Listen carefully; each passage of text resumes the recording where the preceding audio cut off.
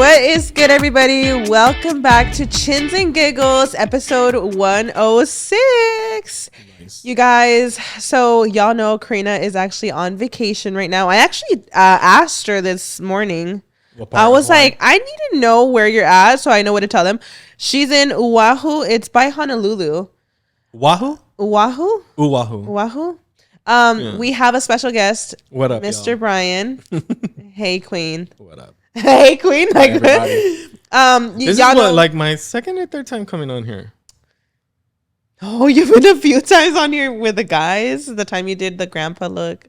Before that too, I'm sure it's been like 4 or 5 times already. No, okay. All right. I was like, we gotta have Bryan on the podcast because I need a co-host. I was not gonna come on here by myself. I actually even thought I'm gonna hit up Jasmine and get her to come on here. Maybe we can like have just like some girl talk. And she was like, no. I was like, oh, okay, period. I think she's at the phase where she just don't want to be on camera, and we respect it. I'm like, okay, Queen, go off. Nah, she messed up. She's like, nah, F y'all. No, she I always notice like she's down to film and stuff, but I feel like she's not like I feel like it's just that age kind of thing. Yeah, you know? she's at the age. And then honestly, like not everybody likes being on camera. Like I totally get it. I feel like Jasmine's kind of like she's in between. Like if you get her on a good one, she's down. Mm-hmm. But like if you don't, she's like, I'm not going on. I'm like, period, Queen. How are you? How do you feel? I feel like this is so natural to you though, because you don't get like nervous or anything. I feel weird without Karina right now, low-key. Really? Well, for me, I don't know. I guess it's just not more of a nervous thing or anything like that. Queen, like for me, it's just like the same thing like when you guys are filming or when we vlog. Like when we go out, like I'll be the one to like, okay, like I'll just grab the camera to like vlog that we're here at Target or something, because you'll be like, oh my God. And I get shy too. Yeah. I see you have your Dr. Pepper. Yeah. Bryan, if you guys don't know, he is. I was gonna say everybody that knows me knows I love Dr. Pepper. The Dr. Pepper king, like truly, he could have it every single day, which is kind of shocking because I feel like I like soda, but not to that extent. Like you have to literally have it every day. It's kind of crazy. Dr. It's not Pepper that I keeps have to, the doctor but like, away. Just kidding. I'm like Dr. Pepper keeps the doctor away. Just kidding. It does. Yeah. But yeah, we're just gonna get into some topics. We have some interesting things to talk about. But girl, like yesterday I went to Ross, and look, I am like a Burlington girl, huh, babe? Like when we go to Burlington, we be walking out with bags. Like if you guys have not shopped at Burlington, it is the place to shop. They have amazing deals and just amazing clothes. Like Karina also, me and Karina will go on like Burlington dates and just go crazy. We love Burlington. I wanted to try out Ross though, because I remember when I was younger, I always shopped at Ross with my mom. I've gone occasionally. I actually went because I was looking for an outfit for Noah's birthday party a couple weeks ago, and I was really shocked to see like how many cute clothes they had. I don't know, because I just hadn't gone in a while. Well, for stores like that, you have to like literally like look through everything to find things, you know? Yeah. Like even a hit or miss. Yeah. Burlington's always a hit. No, that's the thing. Like you're gonna find nice outfits or whatever, but you have to go through every single like thing, you know? Like say if you go to any like high end brand like store or something like that, all the shirts are aligned and you see small, medium, large, whatever, up to what size. Yeah. But like in Burlington or Ross, things like that, they're all mixed up. They're all organized by size, but they're all mixed up, you know? Yeah. So I'm like trying to find my style right now. So I went to Ross yesterday because the last time I went for Noah's birthday party, I was like really pleased to see what I ended up finding. And I actually didn't end up wearing any of those outfits for his actual birthday party, but whatever. I went. That always happens though. You'll like, literally like you'll order stuff like on Amazon. You'll go to the store, you'll go to the mall, and the day of, it's like, oh, well, you found something in your closet. But guess what? I got outfits now for other days because I still ended up wearing like, no, you have outfits. Yeah, for, I like, did end up wearing, I think, some stuff for afterwards. But okay, so I went yesterday and I was like, the last time I went, they had really cute clothes. Like, let me check it out. And I don't know. I wasn't expecting like to find a lot. Like, I totally understand that. Like, sometimes it's a hit or miss with like, depending, I think, on your style, you'll find some stuff. So I go and like, there's like a lot of like a señorada stuff, like very like señora vibes. And I was like, okay, queen period. But you know, like I said, it's always a hit or miss. Really quickly, since you're talking about that, okay, like, did you ever hear like, okay, say like specific cities have better stuff at those type of stores? Like, say if you go to like a Burlington right by Disneyland, they're gonna have a lot of Disneyland stuff. Wow. Yeah. Like that's where people go. Like it's a like little life hack kind of thing. I think it also depends on the cities, because I feel like, or even just the area. Like I feel like if I maybe go to a different one, I might have better luck. I think it was just like also the clothes that they're getting in that week. Like I had better luck last time than yesterday. So whatever, I'm shopping around. I kind of do buy a few outfits. I even find like outfits for Noah.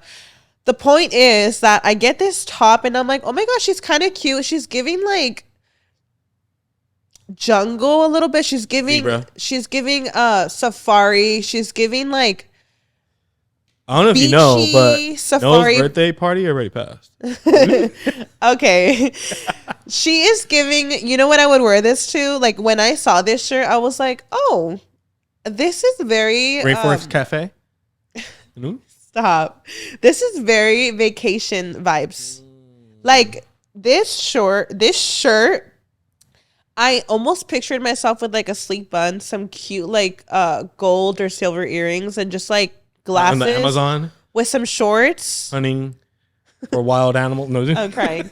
You know what I mean though? Like I envisioned this outfit to look different, and obviously I didn't like style myself how I thought it would look. Whatever. I didn't style it to what I pictured. Like I have a different hairstyle and everything with it, but I feel like the way I have myself styled in general, like I just feel like really a señorada right now. And I don't know how to feel about it. Like, what do you guys think? Like, she's cute, but like, actually, it's one of those shirts that I don't know if it's cute after all. Because I'm clearly like, I just feel weird.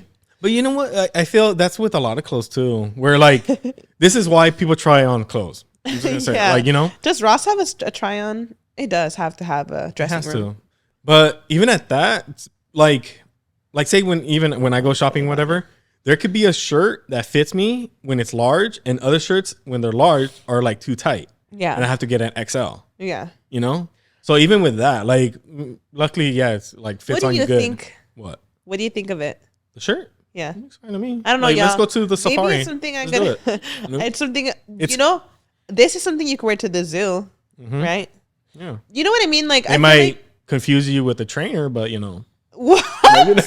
No, I feel like the trainers would have what we had for Noah's birthday party. Yeah. It was very that. Well, yeah, that's whatever. You guys, I hope you understand the vibes I was going for. Like, I literally thought, I'm like, this is like a vacation shirt. Whatever. I feel weird in it. It is what it is. It is what it is. But cool. Ross actually does really have cute clothes. I think I'm just going to have to check somewhere else. And I was really shocked to see they didn't have like a lot of PJs, because I feel like when I was younger, it was like the PJ spot. I got like a set of PJs. Just one though. I was expecting to come out with a few, but that's fine. I was gonna say I think your thing is just PJs. He's like, you're in them all day. I'm just kidding. No, that's true, but babe, no. What I'm saying is like you just love PJs. Yeah. Oh. We got that from even Ross. Got these. Those are fire. That's one thing with Burlington, Ross, all these stores. They got the most random snacks in the aisle, and they're so good. These are limited edition. No, cream filled I don't get wafers, that. Like wafers. I've never seen any of those snacks other than those like type of stores. Yeah, this is iconic. So I told Bryan, I'm like, let's bring them on and just snack on them. And Noah actually really loved them too. He was going off. But yeah, that was us yesterday. Now that we have Bryan on the podcast, I don't know if you guys remember a few episodes, like many episodes back, we had talked about like, I don't know what we were talking about, but I had mentioned like how we had a random fight when we were like teenagers. A fight like during Christmas time, and you had showed up. Like, I feel like this is something that I probably have to explain to some viewers if you're like new listeners or I'm just gonna say this. But it was a while back. I don't even remember everything by detail. Now he don't remember. Okay. No. Let me explain. I'm just gonna jump straight into it because, babe, like, go for it. People, especially when you've been on the podcast, people are like, "Oh my god, why didn't you guys talk about this? Like, we need Bryan's POV." Me and Bryan, we've been dating for many, many years. Like, how many years? We're gonna be 15 this year. All right. Yeah, like literally we were children. Yeah. So we had to be in a few years, like a couple years in our relationship when this happened.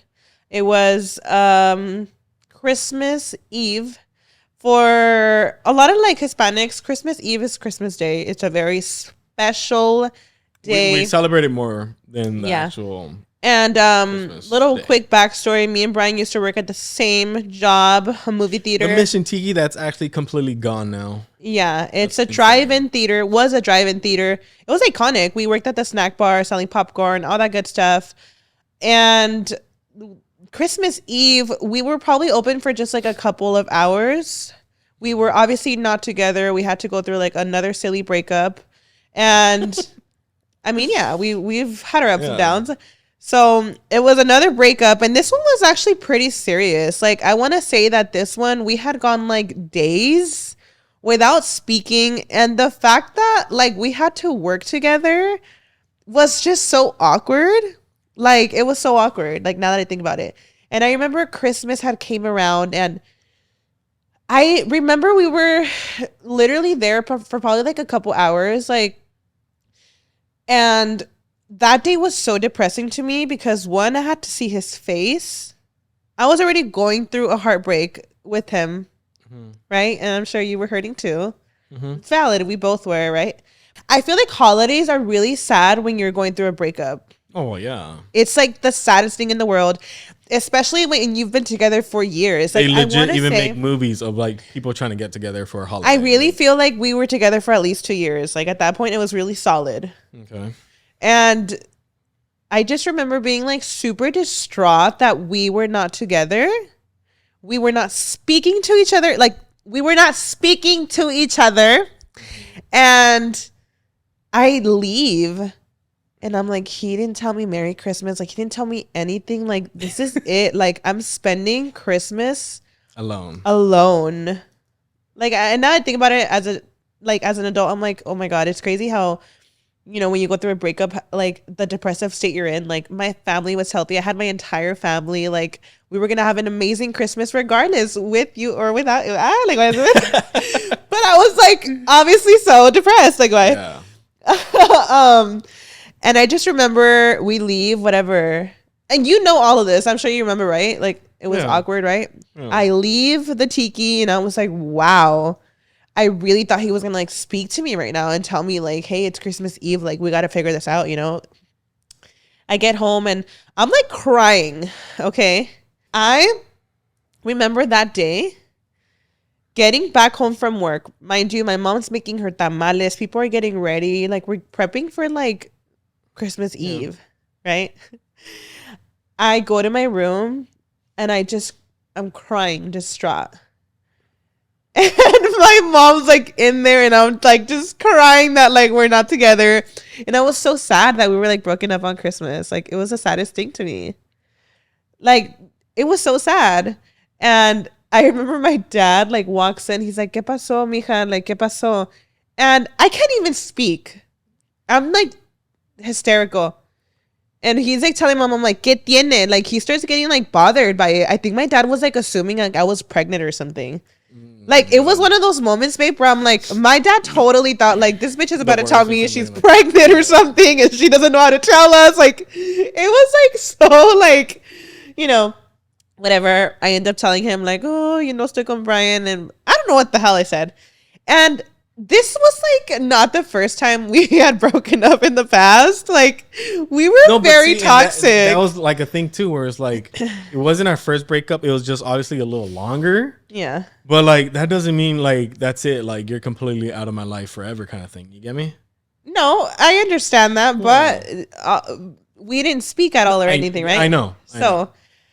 I get that. I thought I just it was done with. What are you doing in my yeah? Like I thought the relationship. I thought I'm like, that's it. I lost the love of my life, and that's it. We're broken up, and this is for real this time.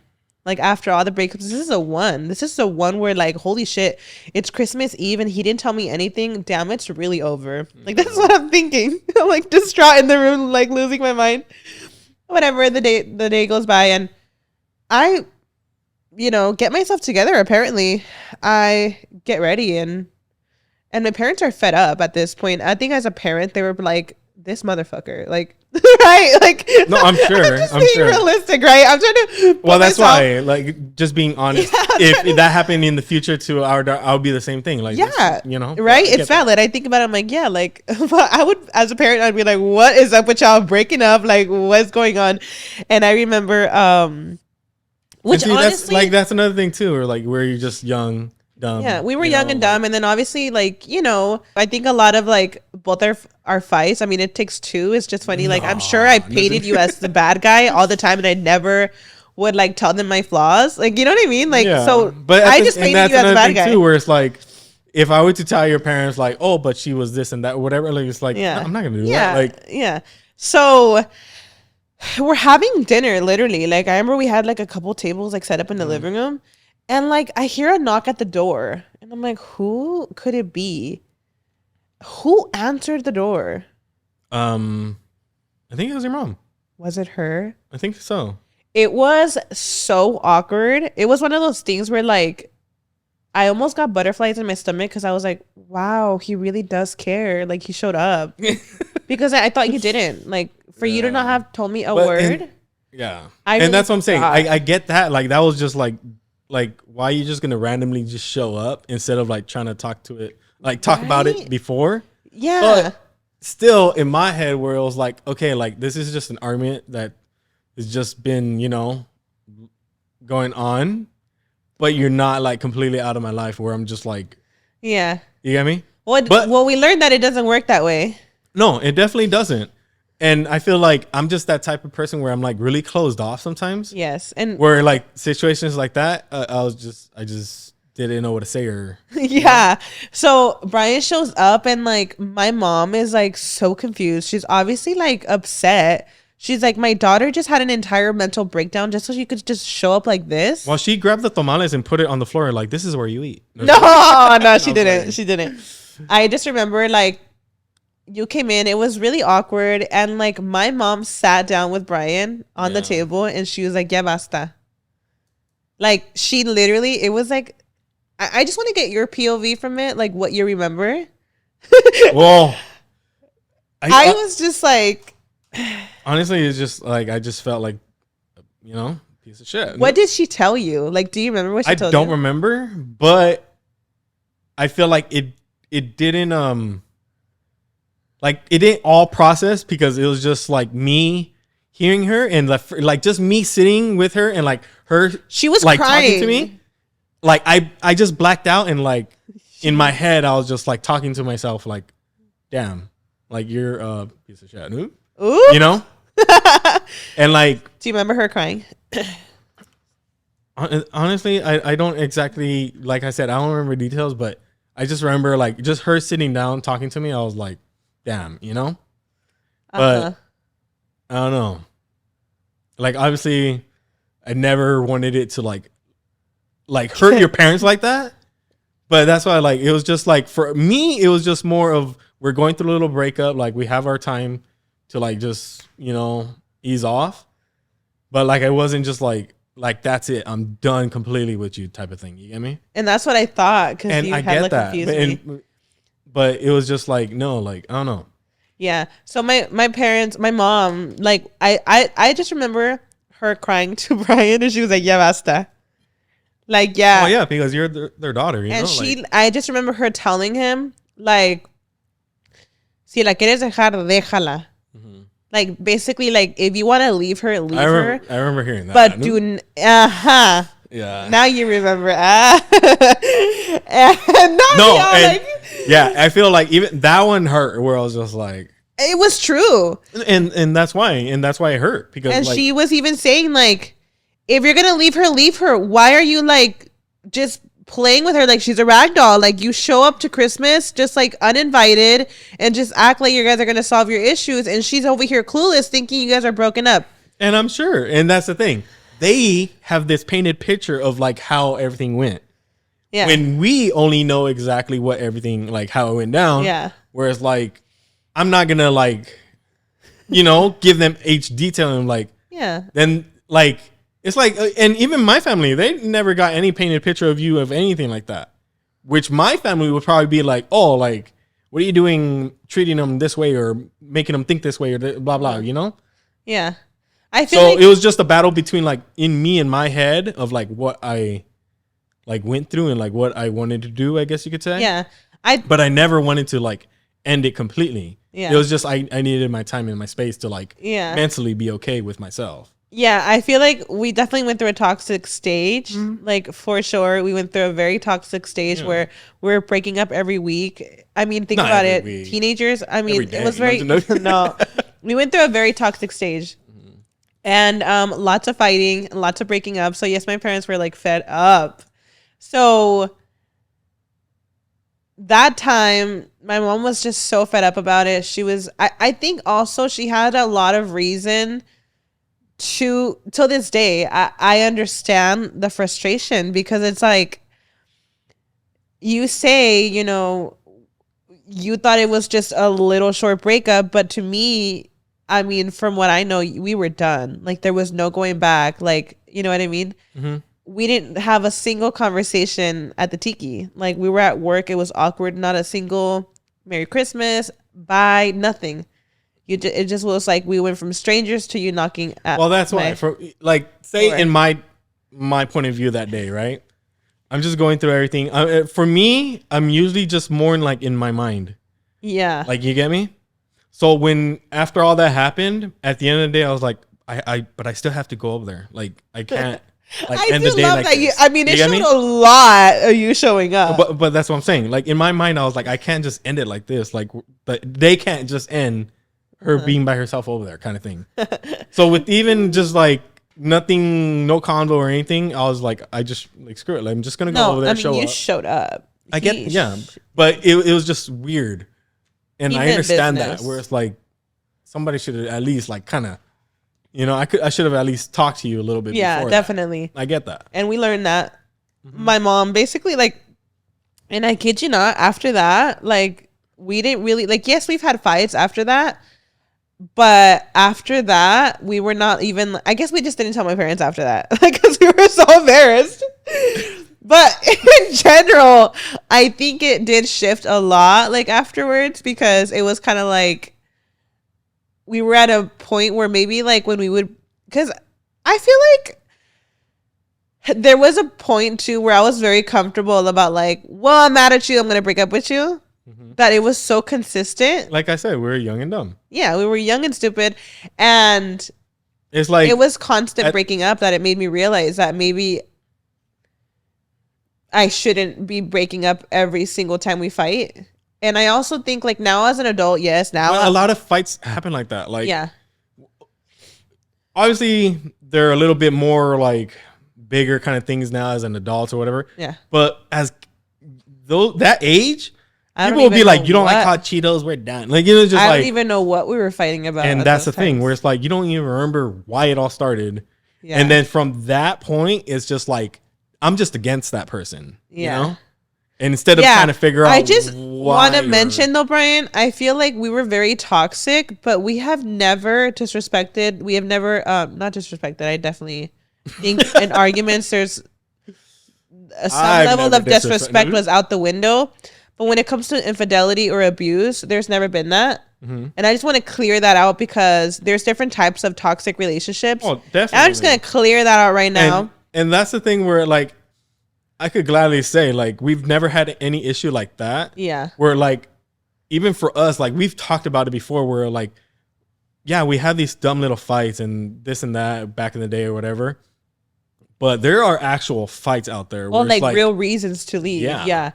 So, my mom basically made a whole scene. I mean, as she should, and she was crying. It was and for her daughter. Bryan was like so embarrassed. Mm-hmm.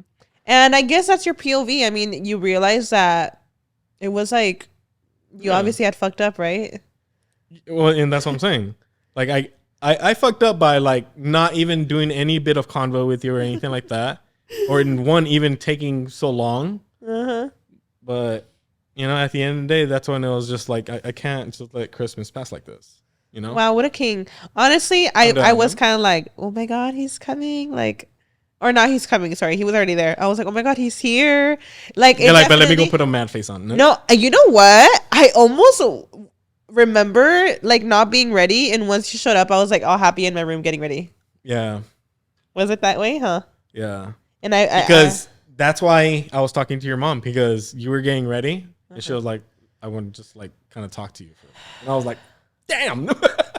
He thought he was just gonna. No, but honestly, I really love that we talked, because like that's just another respect I have with your mom and like that conversation we had. You get me? Yeah. Because sadly, there are some parents out there that probably don't even care. But you know what? Like now thinking back, it's because you had this like toxic trait where like when we were broken up, you would still lead me on, but like in your head we were broken up, but you would still lead me on.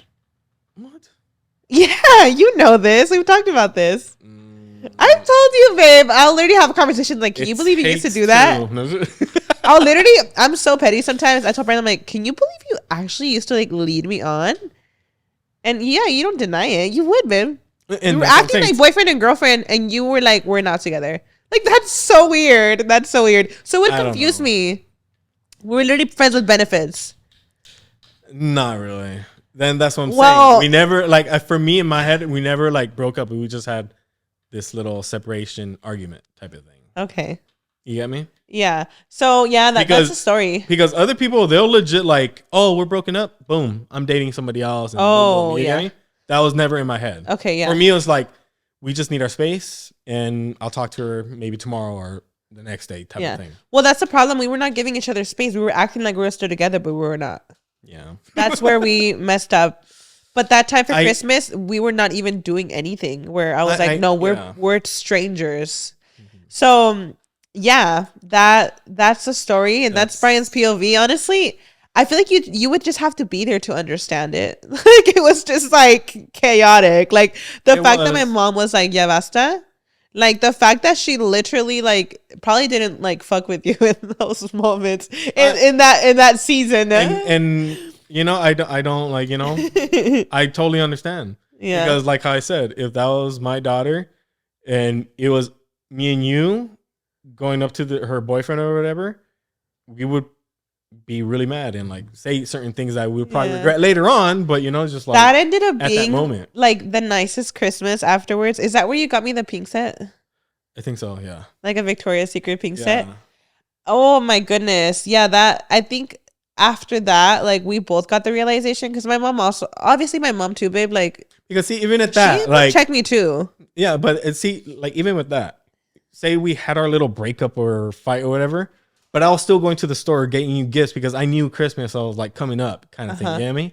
But it was just like at the moment, like we're just mad at each other and like not talking. But like you're like, for me, it was like, but you're still like my girl. You get me?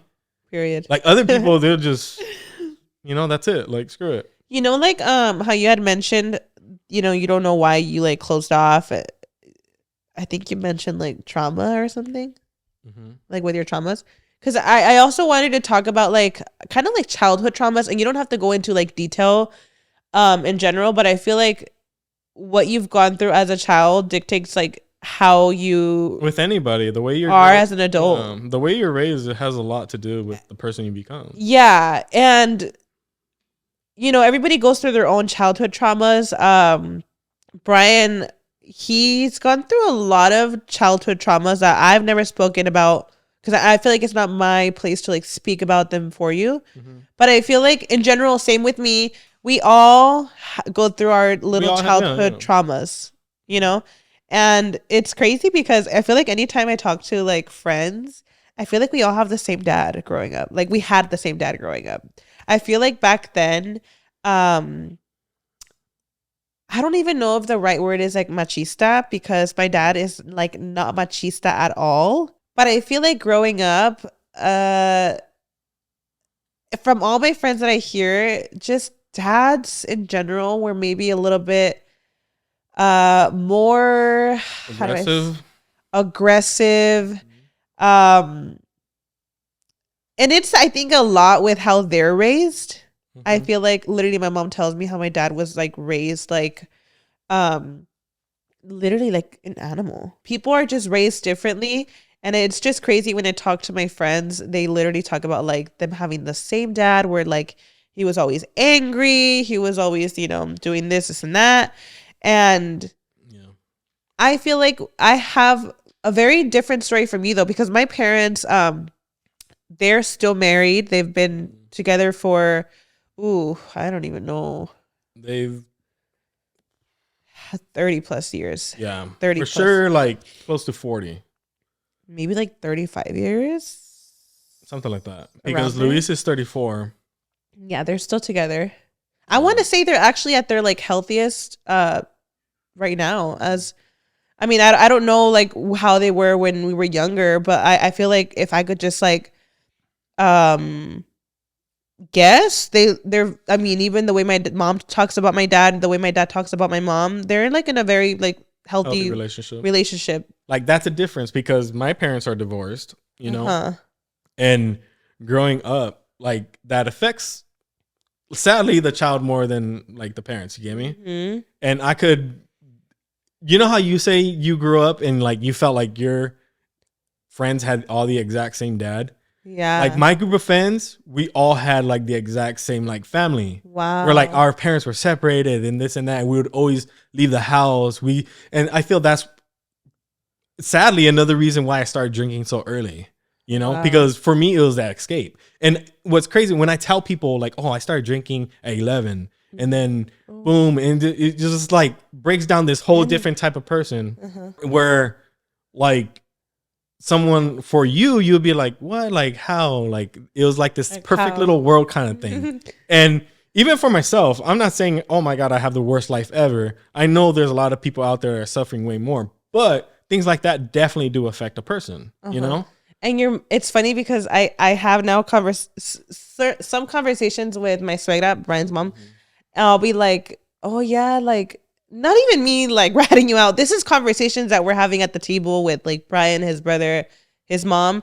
And they're just talking about like, oh yeah, remember that time I did this or that. And she's shocked. Like, what? You guys did that? Like, how the hell were y'all doing all this at a young age? Because she wasn't there, no? And like, I remember having a conversation with her. I'm like, yeah, it's crazy how he was drinking so young. And your mom is like shocked. She's like, wait, I didn't even know you were drinking. I didn't know. It's just so crazy. And it's not that she was not there, babe. It's just that's what I'm saying. As like, parents. How is she going to notice what their child are doing when they're not there looking at their child, They're more focused on their fights or whatever, going off, doing their thing. You get me? But isn't that crazy? I feel like everybody has like their story with, I don't think there is like the perfect family, first of all. No. I feel like even as adults now, if it's not one thing, it's another, just naturally with siblings. It could be, I think fights are so normal, like so normal. It is. And that's the thing where like, even how I was saying like, oh, like my family compared to like your upbringing or anything like that, doesn't mean you had the best upbringing. There's still little issues here and there, but it's just like, you just, I don't know, overcome things or find a way out, you're like it. And I feel that helped me a lot where like when I was living in my car, I finally was just like, I don't want any of this. And I'd rather be living in my car than dealing with family stuff, and during that time, and this is why I was really close to some of my friends that I've mentioned to you, because they would, one, help me shower and stuff like that. And just mentally being with them was so much better. Do you want to kind of explain to you like those couple weeks you lived in the car, just because maybe some viewers might like not. 6 months. Oh. Okay. Okay, so basically, but what led you to that? It wasn't like a long, crazy amount of time. But it led you to that because your family went on to move with your grandparents. This episode is sponsored by BetterHelp. We all carry around different stressors, big and small. When we keep them bottled up, it can start to affect us negatively.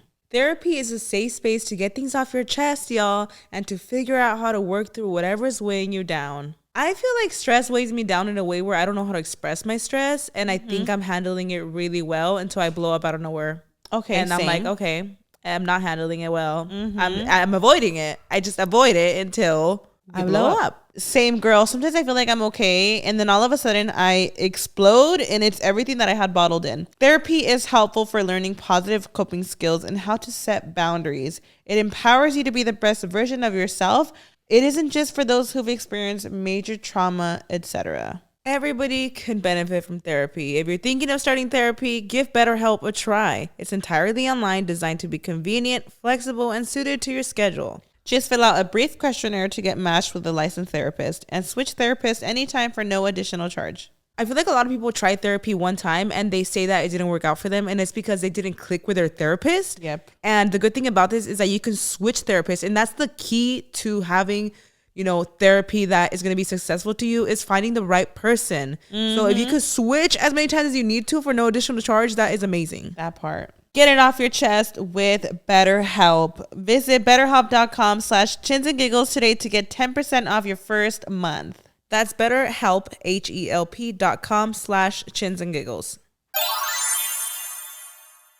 Did you know that nearly 75% of people have subscriptions they've forgotten about? I know I do. Before I started using Rocket Money, I thought I had about 5 subscriptions. I could not believe it when they showed me I was paying for 12 subscriptions each month. Same, girl. It is crazy the amount of subscriptions we have without even realizing. It's a waste of money. Between streaming services, fitness apps, and the delivery services, it's never ending. Thanks to Rocket Money, I'm no longer wasting money on the ones I forgot about, girl. And it was a lot of them. And listen, y'all, I'm gonna be so for real. I've always struggled with finding time to manage my finances. I kind of just avoid it. Because, girl, at the end of a busy week, the last thing I want to do is spend time budgeting all of my expenses or tracking down customer service teams to cancel old subscriptions I no longer use. But now I use Rocket Money, and it does all that for me. Yes, girl, it takes out all the weight. With Rocket Money, I have full control over all of my subscriptions and a detailed view of my expenses that's easy to read and go through. And let me tell you, girl, sometimes we need that reality check, baby, because we be overspending. I can see all of my subscriptions in one place, and if I see something I don't want, Rocket Money can help me cancel it with a few taps. It's part of my routine now just to check my app to track those expenses. Yes, I love how the dashboard shows me my monthly spendings, and I can easily compare it to previous months. I've actually been staying on budget, and let me tell you, that's a first for me, girl. And I'm telling you, I had to download this app to realize my problem, girl. And it really does keep me on check. And the problem is me. You imagine? Right? Rocket Money will even try to negotiate lower bills for you, y'all, by up to 20%. All you have to do is submit a picture of your bill, and Rocket Money takes care of the rest. They'll deal with customer service for you. Stop wasting money on things you don't use. Cancel your unwanted subscriptions by going to rocketmoney.com/chins. That's rocketmoney.com/chins. rocketmoney.com/chins. It's a big, long story, but my dad got deported, and slowly we lost the house.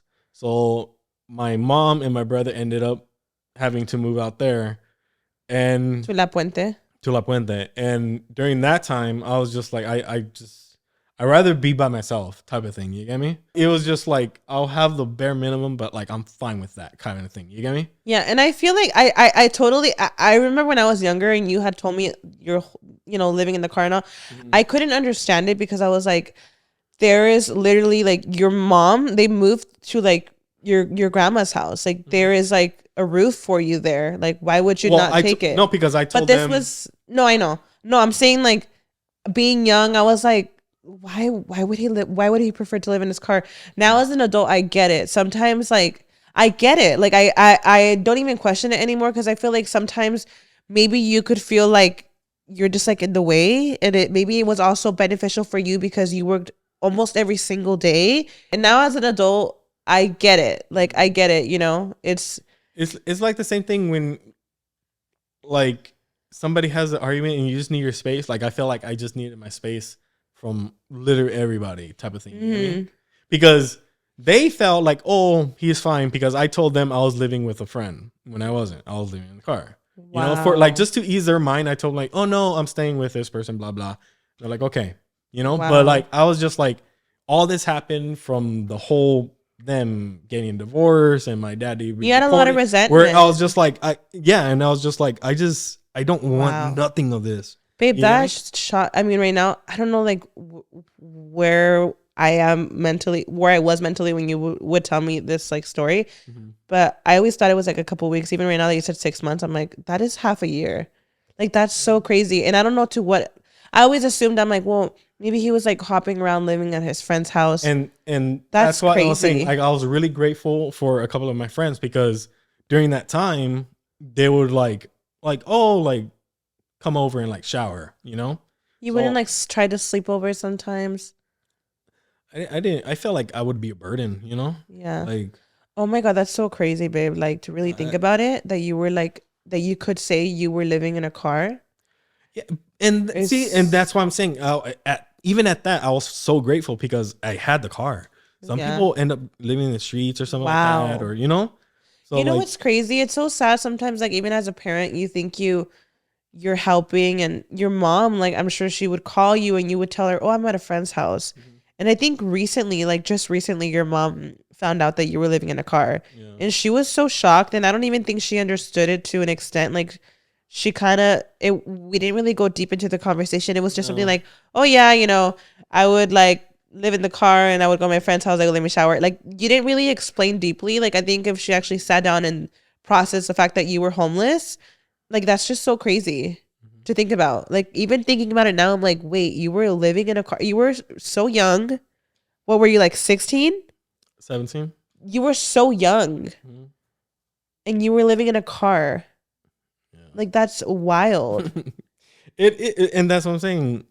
Even through all that, it's like at least I had the car. Like some people end up like, you know, because I know there's a lot of people out there where like they feel the same way, where like everything is falling apart with their family and this and that, where they'll rather just leave. Yeah. And some of them don't even have a car. Some of them end up just like, and sadly that's where like things happen, where like they end up in the streets and they never get out. Oh wow. You know? And then you had a job, which is good. Yeah, and I was just like, screw it. Like nobody has to know. Oh, I would work. I remember at the Tiki, I would work at, what was it? I think at 6. But remember, I was a really good worker. They gave me the management key and all that. So I would show up like 30 minutes before. And even at work, I would go in the back area and I would like sponge bath myself because I knew like I'm going to smell, you know? So. Oh my God, babe. And what led you to, like, from you being in the car for 6 months? I know this sounds like an interview, but I actually have questions because I don't know if I've ever gotten this like deep into it. Where did you go after that 6 months that you were not living in your car anymore? I remember I stayed for a minute with Levi, Edwin. After the 6 months? Yeah. And I stayed with him for like, I forgot how long. It wasn't like crazy amount of time. I stayed for him like a little minute.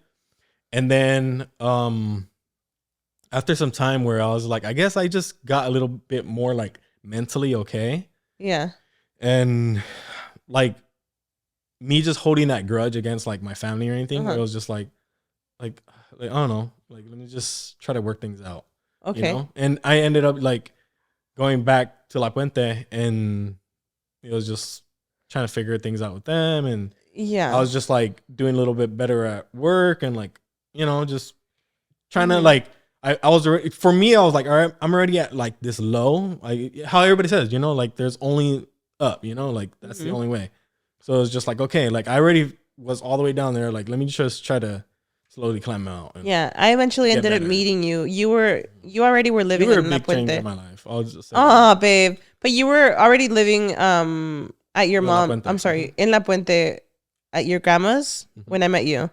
But I do remember you telling me that, and I was like, oh my God, that's crazy. And I always did have a lot of respect for you, because me and Bryan, like a lot of our first year, like I think he was very vulnerable to me. Like, and I always respected that, because now really knowing who Bryan is, he's not vulnerable. Like, he's not a vulnerable person. He's not the kind to express his feelings. And to know that you had that much trust in me, like, he would cry to me and tell me like his whole family problems. He would cry to me and tell me that his dad was deported, and how he was basically like his parents separating basically traumatized him, and him living in his car. Like, I always had a lot of respect for him because I was just like, his story was so admiring. There you go. That's the word.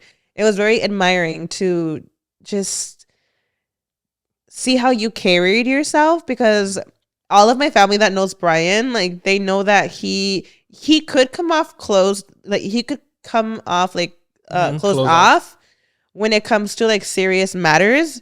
But Bryan is like really goofy. He's like a social butterfly. He's very out there. So I always did admire that he was like, you didn't really like, even though you were vulnerable to me, like you didn't like let those like struggles define you. You were very like just like, you know, chill guy, and you were funny. Yeah, you still were funny. I mean, you're like, I don't know how to explain it. So it was admirable. And until this day, I'm like, wow, like that is crazy that you went through all of that. Bryan always reminds me like how much like his parent separation like traumatized him. And I feel like this happens to a lot of people. The same thing with my mom. She has a lot of like resentment towards her like parents separating as well. And I think like this is when I realized that like when it comes to relationships, like sometimes like if you have to separate, okay, separate for your own good. I do believe that sometimes parents are better off separating so they could be the best versions they could be with their kids. But I feel like a lot of the times the parents make it about them, and that's when they literally end up dragging all the problems onto the kids. Yeah. Like, we have seen it. Like, we've literally, I wouldn't say lived it firsthand, but we've seen like, you know, people where I'm like, you are literally like dragging your issues onto your kids. Like, this is not okay. And it's like one of those things that like parents do not realize that until the kids are older. And now the kids have all this resentment for the parents. And like how I was saying earlier, like my group of friends, we all kind of like went through the same thing. And that's where we're able to like relate and like understand one another. Where it's like, damn, you went through that too. And like, you know, like we'll talk to one another and like understand one another, to like, we just became best friends because of things like that. Like to understand those type of issues. You get me? So I don't know. Yeah. And that's another thing too. Like all my group of friends, we all started doing dumb things so early, and it was just like, because it was that escape, you know? Oh my God. When I met Bryan, like he was such a good guy. Bryan's always been like super a gentleman. Like, you really were a gentleman. You were a really nice guy. But I did notice he had like this habit of like constantly getting together with his friends, and they would just drink.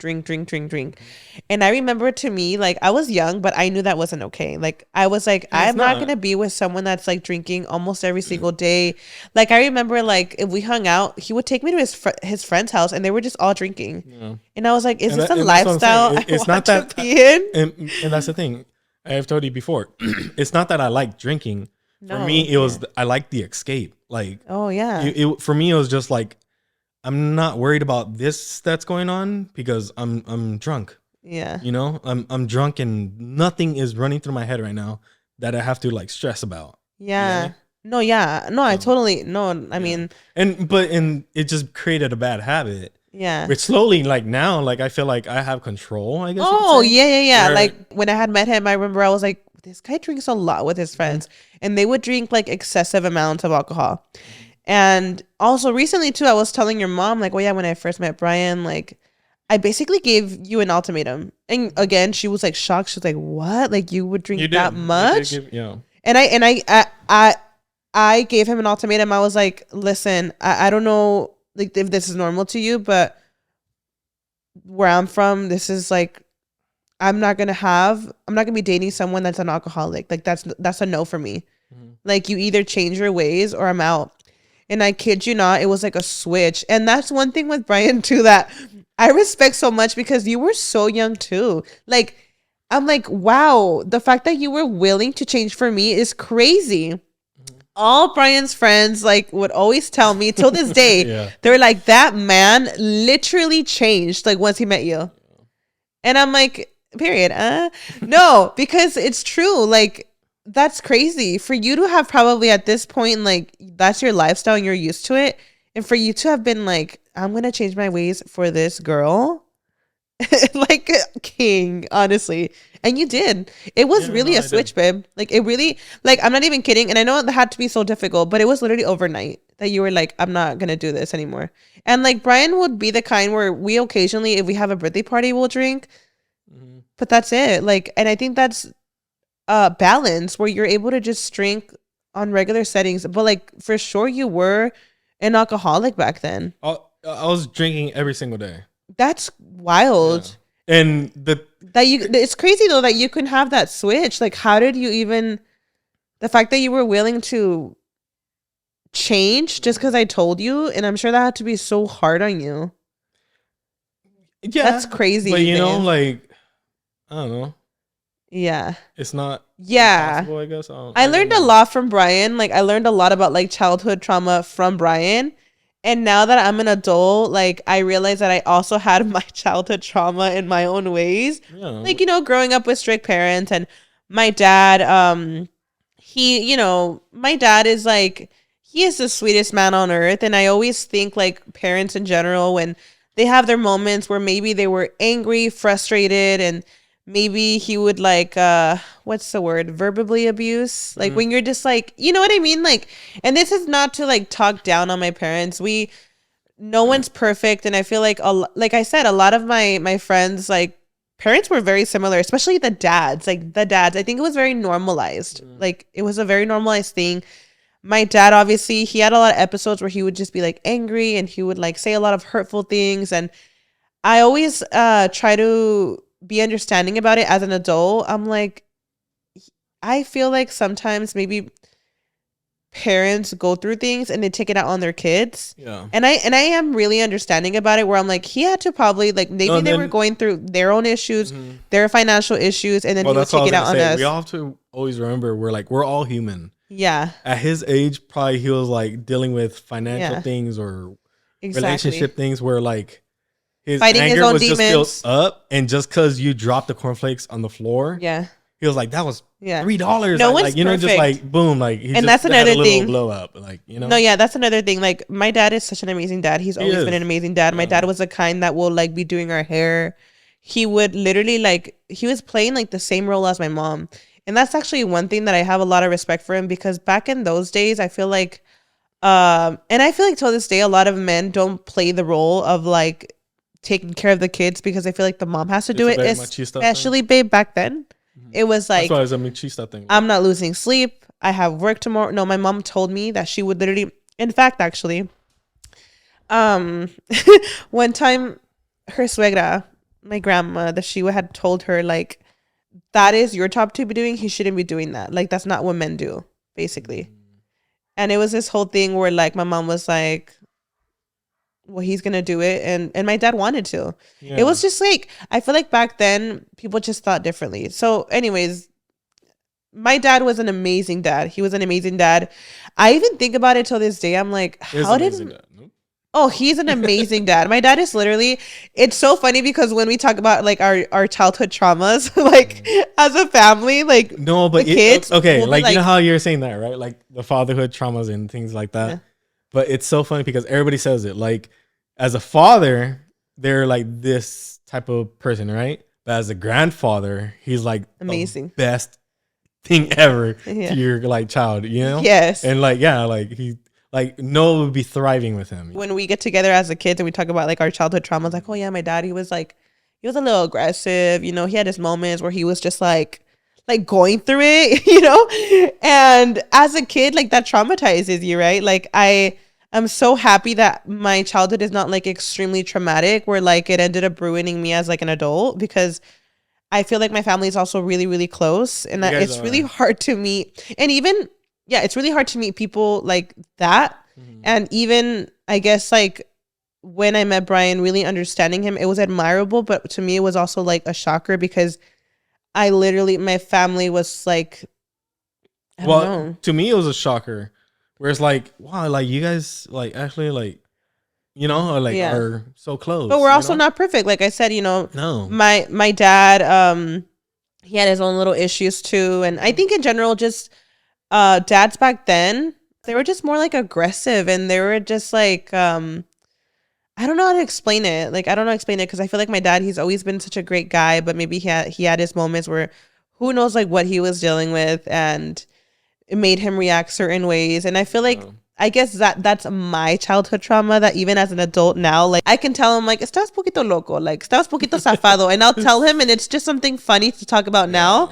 And you could tell he's like, what, you know? And I feel like some of his parents are like, they'll just like, I mean, it's a thing of the past, and it's like, it is what it is, you know? It is what it is. But I'm so blessed that we don't have like crazy traumas like that. But there are definitely things that, you know. But that's another thing too, where like they were younger too, you know? Yeah. Like they slowly grow up a little more wiser, learn more. Like everyone that like sees my dad on the podcast or in general, like they're like, oh my God, he's like he's an angel. And he literally is. Me, Karina, Luis, we've talked about this. We'll be like, my dad's a sweetheart. Like, he is a different person, and he's always been a sweetheart. Like I said, I even think about it.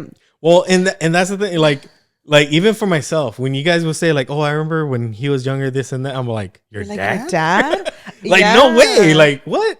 But yeah, like nobody's perfect. You know, no one's like, perfect. Everybody has their little moments. He was definitely fighting his own demons for sure.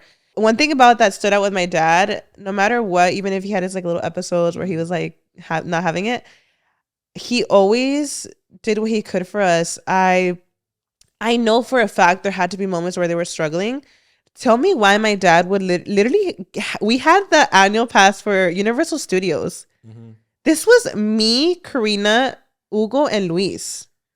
This is before Jasmine and David were in the picture. 4 kids, and you have the Universal Studios annual pass. I don't know how he made that happen. Maybe this was like a stage. My dad was also in construction.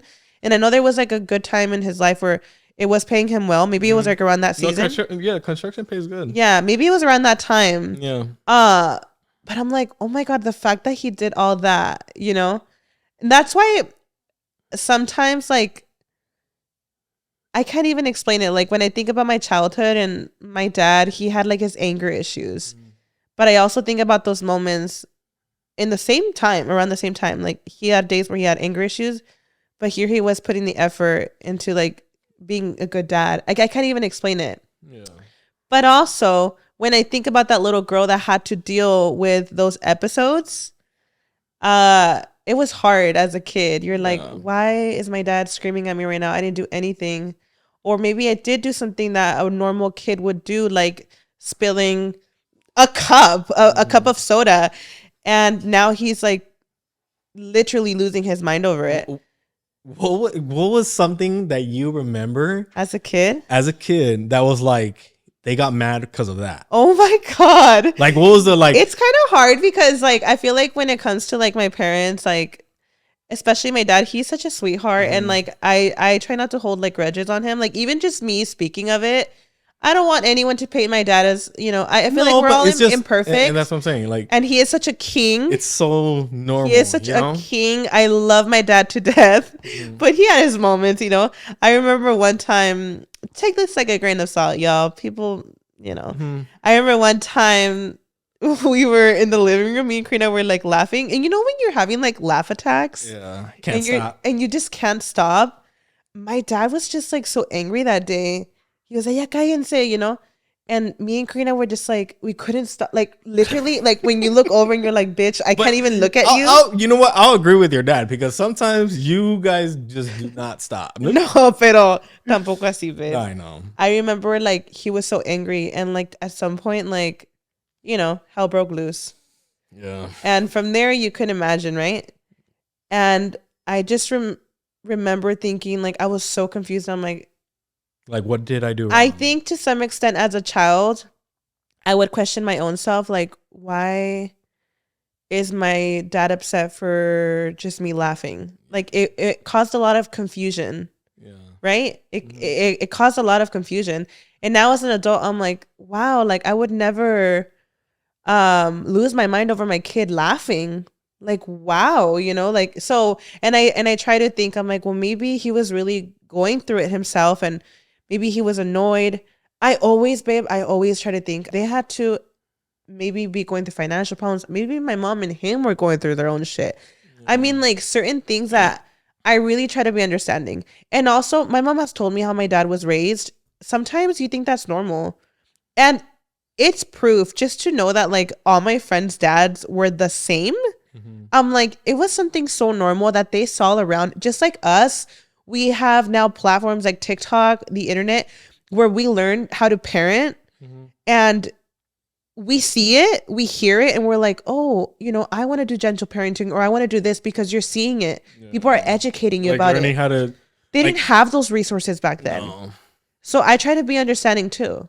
They didn't have those resources where somebody was telling them like, you can't be acting like that. Well, that's why instead of like saying your kid no, like trying to like, oh, well, instead of doing this, like, you know. Babe, like, if anything, my dad was doing more than the average man was doing. My dad was super active in like literally taking us places, not sleeping as well, even though he had to wake up at 5 a.m. the next day. He was literally doing our hair, I'm sure. He seems just like literally playing the mom role as well. Being as active as my mom was in parenting us. So I think about it and I'm like, he could have been worse, honestly. Like, and I'm not saying he was this freaking monster because no, but I'm saying, you know, like compared to other, you know, the way people thought back then, I'm like, okay, like, yeah, maybe he was going through his things, but he was really trying. Yeah, he really was trying to overcome whatever was going on. But yeah, I guess that always sticks out to me, like, or just in general, like I guess me and Karina always talk about like, oh, you know, kids always spill like their cups. Mm-hmm. My dad would get me and Karina were extremely clumsy as kids, and we would be the kind that we were like out and eating as kids or even as an adult, honestly. But we would be the kind to like spill our drinks a lot actually. And I'm sure it was fucking me spilling my drink all the time. And I just knew like I was going to get my ass whooped in that car after. And I'm like, how is that? That's so sad. Your kid spilled that drink on accident. You know what I mean?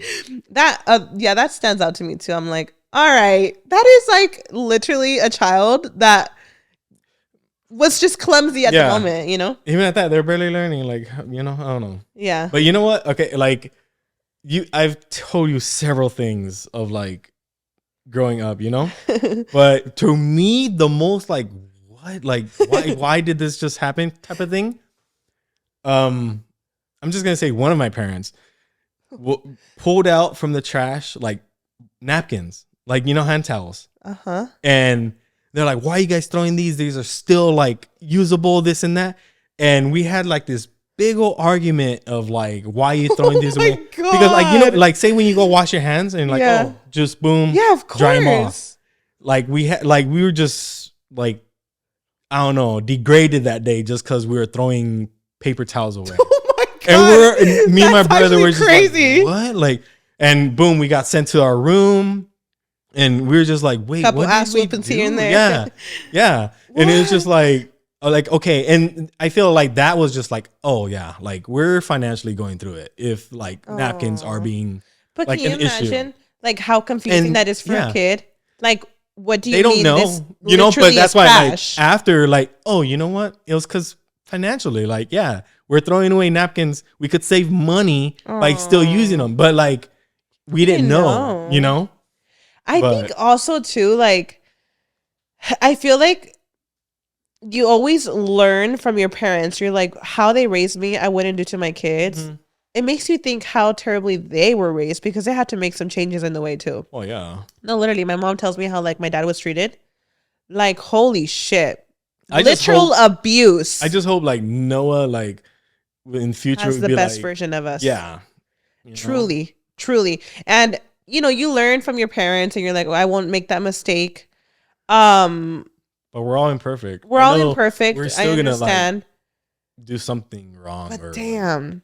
And I think it's so nice that we have the resources now that where we can like learn how to parent. And I'm not saying every parent is different. Everybody has their own ways of like parenting. Mm-hmm.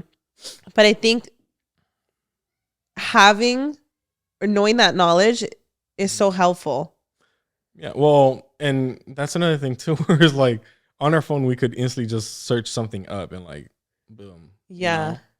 Like And how you're saying, like soft. So was it soft parenting or something like Gentle parenting. Gentle parenting. Like you could literally just like Google it and it's like on boom, all over it's TikTok. gonna be so many tips and I'm not saying everyone should do gentle parenting. There's different ways, however you want to parent your kid.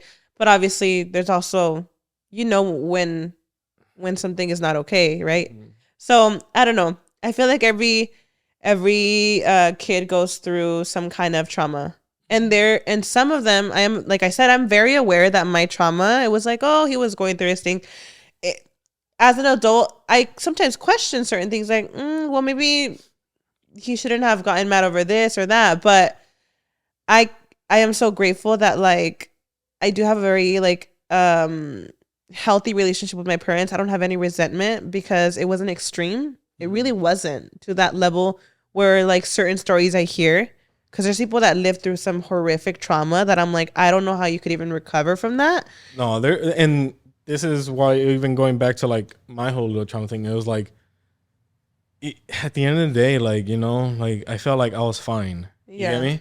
There's sadly a lot of kids out there. And it makes me sad so much that there's parents till this day that, because we think like, well, we learn from our parents and they learn from theirs. And you're slowly just becoming better parents. Mm-hmm. But it just makes me sad, like when I'm, like, say we're out and I see maybe like a mom or a dad like literally like verbally abusing their kids, and it makes me so sad, babe. Con ganas like to say something. Yeah. It just makes me so upset, And I feel like sometimes those kind of parents need people in their life to tell them that's not okay, because, like I said, back in the days, like maybe it was normal. I mean, I saw like. Every dad I knew, every dad image I knew at that time, they were all the same. They were all the same. So it was normal. There was nobody in there to be like, hey, you're crazy. Don't scream at them like that. Don't talk to them that way. There was nobody. It was a normal. Yeah, maybe my mom would be like, ya cálmate, But like, it was like not like such of a big deal like it is now, Yeah. Well, that's why, like, for that, like, it was just their norm, Yeah. Like a good neighbor, State Farm is there. All right, come on. When you hear those words, you can feel good knowing that State Farm is there to help you feel supported with the coverage you need for your car, your home, and even boats, motorcycles, RVs, and other things that matter to you. With a State Farm agent, you know someone is there to help protect your future by helping you choose the coverage you need. With so many coverage options, it feels good knowing you can find what fits for you. Now, I don't got a boat, queen. I wish I did, though. But I got a house and a car, and they are insured, girl. When things get complicated and you need ways to get help, State Farm gives you options there, too. Maybe you like to handle things in person or on the phone with your local agent, or you prefer to do it on statefarm.com or on their award-winning app. State Farm lets you do things your way. You know I'm an app girly, so I'm here for their app, mama. Like a good neighbor, State Farm is there. But yeah, y'all, speaking of traumatizing stuff, babe, I came across this crazy TikTok yesterday, and I actually didn't bring it up to you because I was like, I want to bring it up on the podcast. Go off. So I came across recently this nurse. She was like talking about that there is a specific tag that is put on like deceased people, like at the hospital. And these tags are black. When you're deceased, they give you a black tag because you're already deceased. But did you know that these black tags could sometimes be put on people that are still alive? So basically, the severity of what's killing you, or how they see you. They have different color tags. So there is 4 different color tags. Black is deceased. Red is immediate. They need immediate help. Yellow is delayed. You're probably going through it, but they could wait on you a bit. Green is minor. Okay. He's got a paper cut. You got a paper cut. You got a scratch. You're gonna be completely okay if you wait here hours. And basically, this nurse talked about like how it's really upsetting and it's hard. But sometimes people that are alive still get the black tag. Now imagine you get to the hospital, you were like in a car accident, and you see them putting a black tag on you. And you like, that's it. Nope. That there is no going back from that. Black tag, they're gonna let you die. Like, you know how some people sound like they're like, am I gonna be okay? Yeah. You know, when they ask like, am I gonna be okay? Like, you know? Yes. But now knowing that, like, if you see a black tag on yourself, like, black tag is basically put on you when there is not enough like help, if there's nothing they could do. Because if you think about like a car accident and say there's like 5 people that are injured, they're gonna see which one needs the most help, which one's gonna most likely survive. And if there's not enough help and they see someone that it looks like you literally can't do nothing for them, you're gonna give them a black tag even if they're alive still. They might be like dying, but they're still alive. yeah. So there was like this story of a girl. She was like in a really bad car accident and she was split in half. And for whatever reason, she was still intact. All that reminded me was of Scary Movie. I'm not laughing. Hey, this not funny. I know. But it just reminded me of Scary Movie. Okay. Hmm? So what happened in the Scary Movie? You never seen Scary Movie? I don't want to like. You know what, babe? Go off topic. But the girl was that's so tragic. In half. Like I said, I don't want to go off topic. But continue. And she just so happened to be like, she was split in half, but like everything was still intact. Like, but you know, with a little bit of movement, I mean, it would be done. But that's why the paramedics knew like there's no. And the paramedics show up and they tag her black. And this woman knows that the black tag is like dead. Mm-hmm. And I'm assuming she was in the medical field because she's like screaming at them. She's like, I'm alive. Please save me. Help me. I'm alive. And they had to just leave her there and let her die. Like, that is so sad. And they say for the most part, when you get this black tag and you're still alive, you're already in the process where you're not even, 1, you're probably not conscious. 2, if you are conscious, you're not even all there. Like, you're literally like dying. Well, that's why for like the paramedics, like how you said, if you're in a car crash of 5 people, mm-hmm. they're gonna look at those 5 people, be like, who can we save? Mm-hmm. Let's not lose them all. Mm-hmm. You know. Mm-hmm. So what's their priority? Who's the one that like is savable? You know, if someone's there, sadly, let's say that person, you know, she was part of that 5 people, she's cut in half. You're not gonna be like their first priority. Another person, broken leg, broken this and that, and like we could save them. Yeah. You know? And you know what's crazy? I've always thought that like worst case scenario, that like once that ambulance got there, that they would do everything they could. And you know what? Most likely they do. Most likely they do. But if they do not have the right resources in that moment to save you, the amount or the right, sometimes it's that's why it's not possible. Yeah. And I think the biggest point from this nurse was like how traumatic it is for them, because can you imagine like always having that in the back of your head? Like, I literally made that call. Like, this person's not going to be saved. Honestly, always questioning. And the people in the medical field, anything like that, like I don't know. That is so much respect for them. Yeah, that is something. Can you imagine the stuff they see, babe? These are people that like work in the medical field. This was a 6-car incident at a busy intersection. Was the first ambulance to arrive. Pulled out the kit while the medic got to work. I've tagged maybe 5 people as black, 4 as red, 2 as yellow, and 4 as green. 5 black tags is crazy. No, and that's just one incident. You know how many incidents think about it. Like, these are people that like some of them are still alive, right? Like, that is so insane. And that's their job. They're going to be seeing that every single day. Someone else was like, yes, still have nightmares because they weren't dead yet, but there was literally nothing we could do with the resources we had at the time. So I had to leave them. And he says it. We could not do it with the resources we had at that time. Because sometimes, depending, there was another story I had seen where he was about to mark this person with a black tag, and more paramedics ended up showing up. That was because he had extra help. They were able to save her life. Yeah, isn't that crazy? Like, I don't think these are things people think about. And that's what I'm saying. Like, think of it. The amount of paramedics there are in comparison to people. You know, there's no way there's not enough, you know?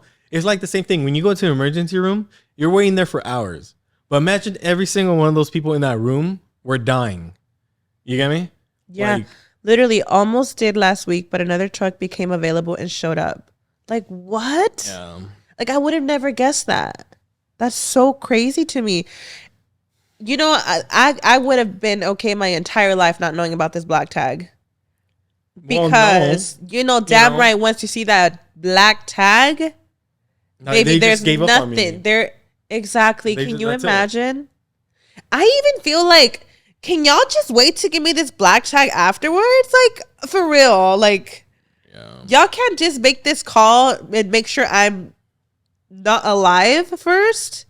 That is so sad. And that's the thing. Like, for you, I mean, for them, you're not their priority. Like, you're too much to try to save. Because this person over here only has, I don't know, a chopped off arm, or I don't know. I don't know. But, you know, it's so much more of their priority to like be able to save this person rather than like this person is almost gone. You get me?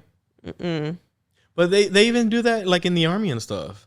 Like in the army, if like you're already about to go, like they probably won't even use like any morphine on you. Like why waste it on a person when they're about to leave, when a person that's like really injured could use it just to like numb that pain. Oh, MMG. Someone said that recently some departments changed the triage color from black to zebra because it's less harsh. You have zebra on, no, right? Yeah, I knew you were going to say that. Because it's less harsh to say, and we don't treat zebras either. Okay, like... Huh?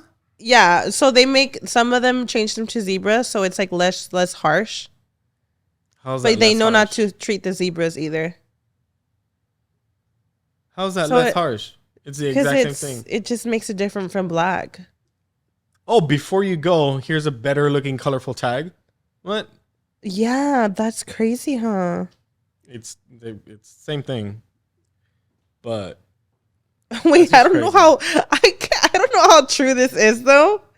It's on Reddit. Oh, stop playing. Huh? So you're just saying things without knowing the facts. Hmm? And then they say also like it doesn't necessarily mean that they're dead. It's just expectant, meaning this person is beyond our care and no point in wasting our resources when others can be saved. That's literally what you said. Like that's what it is. Their priority?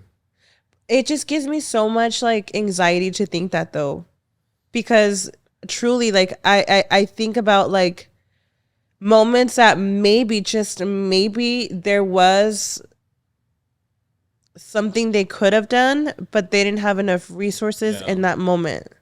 Like, think of this. Say me and you are in a car, and boom, we get in a car accident. We're both on the floor right by each other. They tag me, the black or zebra. I know. And they tag you with, what was the other color? Red, yeah. And you're going to be like, oh my God, they're not going to treat him. You know? Oh, babe. I'll be like, That's so terrible. And it just got me thinking in general, like what people experience like in the ER. If I feel traumatized anytime I go to the ER, just seeing all the crazy shit, like I have so much respect for nurses. And that's probably why they don't even have resources, because there's so many people.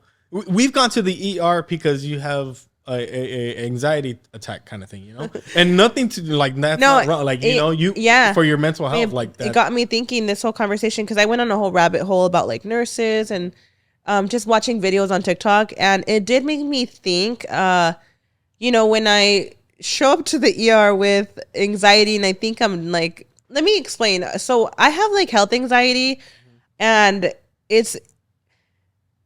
I feel like this was kind of a reality check to me. Like there are people that actually need this care. And here I am showing up because I'm having anxiety. But that's the thing with anxiety. I also want to,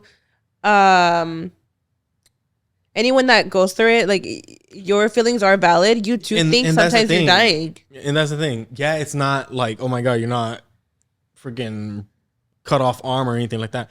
But it's still like your mental like sanity where like I feel I'm dying or whatever it is, you know? So I don't know. It just it made me really think though how like, sometimes like, I might go in there and I'm like, I just want to reassure and maybe like get an EKG or something that I'm okay.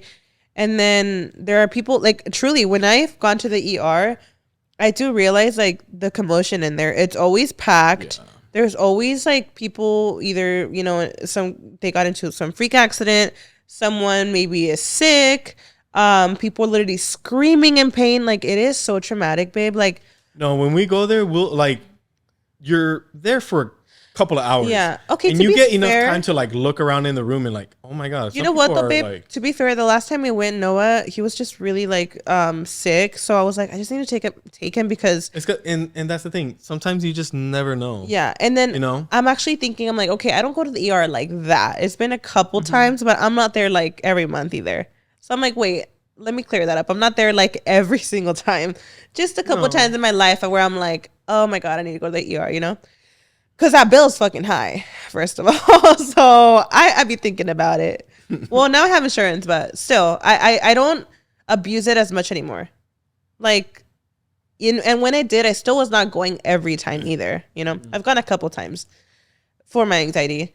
But it just has me thinking because I feel like when you're there, the trauma, I remember one time, I think this was like my blood pressure was like low after having Bryancito. I remember I was extremely pale and like I was just like I literally felt like I was like and see that's what I'm saying. Lightheaded. Like, you have so reason, I had reason, you know? Right? And my blood pressure was low. The nurse was like, you are like really pale. And she was like, your blood pressure is a little low. I don't know what they did. But it had to do with like my C-section. I was completely fine, but I just remember being so traumatized in there. I remember hearing down the hall, like a family was distraught. Like they had to have given them the worst news of my God, someone, babe. I remember that. And you could just hear like screaming, like people crying. Yeah. And I remember walking out of there thinking like the fact that these nurses, doctors have to deal with this daily is the saddest thing in the world because they see everything, babe. They see people literally coming in that are not even alive anymore. People literally dying and they're doing everything they can to save them. Like, have you seen those videos where like nurses are literally running down the hall? Like literal angels, babe. Angels. Remember in Laughlin? Oh my God. Guy? Yes. We went to Laughlin and we went there for like with my cousins and doing like a whole little, I don't know. They had the sea-doos like right in the lake and stuff. And we get there, and there's these paramedics on, like, it was like, what, 3 or 4 paramedics, and a guy's on a stretcher, but one of the paramedics was on top of him, like, giving him straight, like, CPR as they're, like, strolling him out. As they're rolling them out. Yeah. And you know what? I don't know, like, también yo bien mensa, I didn't fully understand, like, what CPR was. Mm-hmm. Like, I don't know why, the older I've gotten, I understand that CPR means that your heart is already stopped. Yeah. Like you are literally medically dead. Yeah. Right? So I didn't realize that. I remember even asking him, like, is he okay? Like is he okay? Like asking that. Yeah. As they're giving them CPR, and now as an adult, I'm like, I mean, I was already an adult then. This was not that long ago. But now I'm like, now I'm like, no, that guy he didn't have a pulse. No. They were literally trying to bring him back to life. The only reason why they're doing that is because... That's crazy. And he was literally being rolled out in the middle of the casino, getting CPR. Sadly, that's the sad thing about Laughlin. It's a place where everybody is like, you're free to drink everywhere kind of thing. But you're in a lake. They were coming from like the hotels though, like they literally they were bringing him. Remember, he had like swimming shorts and everything. Him through the casino, pero había llegado from the hotel. Like they got through the elevator and everything and passed through the casino, but they picked him up from his room. I don't know. It was just like the craziest thing. Like now to think of it, I'm like, whoa, this person. I pray to God that that person's completely fine. This guy had to be like in his early 40s, late 30s. Young. No, he looked young. Right? Yeah. He did look young. I don't know. And now that I know what CPR is, I'm like, whoa, I really hope he's okay now. And to think that he literally was like medically considered dead, it's just crazy. And I just have a lot of respect for nurses, for doctors, because they really go above and beyond for those situations. The amount of like stress and everything that they go through is like, yeah. The panic in them, like they're humans too. They're panicking too, but they're trying to keep it together. Yeah. Like, wow. Literally angels. Have you seen Grey's Anatomy? You know what? I'm the first girl to say I have not. I feel like everyone I know, Crystal, our producer, is like shocked in the corner. No, I remember. Look, I remember. I think I saw like the first episode, and I've never went back. You know what? Now I want to watch it, babe. We have to watch it tonight. I'm down. Let's like binge watch that. Let's binge watch it tonight. Yeah. And I know everyone's gonna be like, "How the hell have you not watched Grey's Anatomy?" Marisol actually tried to get me into it, and I don't know why. I watched the first episode, and I was like, "Okay, like." And I think I'm in a point in my life where it would really intrigue me. I don't know what point in my life I was that it didn't, honestly. But like what? I don't know. It's just crazy. Yeah. And I feel like I would be a Grey's Anatomy girl, but I just never like allowed myself to like becoming a nurse after this. Indulge. Mm-hmm. You know what? Speaking of that, I'm not gonna lie. Like I had so much respect for nurses when Bryan was in the NICU that I remember having a thought. I'm like, if I didn't have like the career path I had right now, it moved me in so many ways where like it probably would have made me become like a NICU nurse, just because I had so much like respect. But also, I'm so like it's a lot to handle. I am such a what is it called when like someone's like problems literally become yours? Like you literally feel everything they feel. An empath. I'm such an empath. Oh. Maybe no. I would go crazy, and it's so sad because I always think about like the whole thing with Bryancito. I remember I was like distraught. Like I was like I had a lot of moments where I was distraught, but a lot of those moments the nurses like stood out to me, and they would like cry with us and stuff. And I always think of them too because there were moments, especially, you know, like saying goodbye to him and stuff. There were moments where I was like in full, you know, when they say like there's like a specific scream that a human lets out when something so terrible happens. Yeah. And I have so much respect for them because even though they're like in that field and you think that they are superheroes, they are. But you would think that they would take it like as champs, and they would cry too. Other than them dealing with the hours they have to deal with, but the actual scenarios of their daily life. Can you imagine what they have to? Like, I literally think, babe. What? I literally. It's so hard to talk about, but you know, the day that I had to like walk out of the hospital, the last day, had to be like. I mean, I was definitely that person like losing my mind. And I just remember the way the nurses like looked at me crying. They were literally in tears too. And I always think of them. I'm like, they had to like go home with like with some kind of like how do I say it? Like the baggage that they go home with too. Yeah. You know what I mean? Like they have to also, I'm sure that, like, they think about were getting to know him too and stuff. Yeah, and not just that. Like I'm sure they carry all that baggage, but I'm thinking like, whose day did I kind of? What nurse went home and cried that day too, for me? You know what I mean? Like it's just crazy. It's just so crazy, and I think it's just like this whole conversation about the black tag. It just really made me think because I feel like a lot of the times like people are so in their own world and these things are happening every single day, these tragedies. Yeah. And I truly think that like nurses and doctors are literal angels like sent from God because there is only a specific amount of people that can deal with stuff like that. Yeah. Truly, because I think I would literally go crazy. Yeah, I it's insane.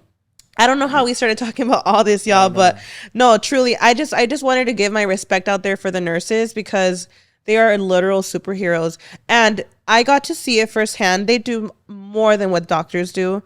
I'm not saying that like you're not taking away from the doctors. I'm not taking away the respect really from the doctors, but the nurses, they get to see everything. Like they are the ones doing everything. They're hands-on. You know, the doctor might walk in and tell you, oh, well, this was his results and this and that. But the nurses, wow, it's incredible.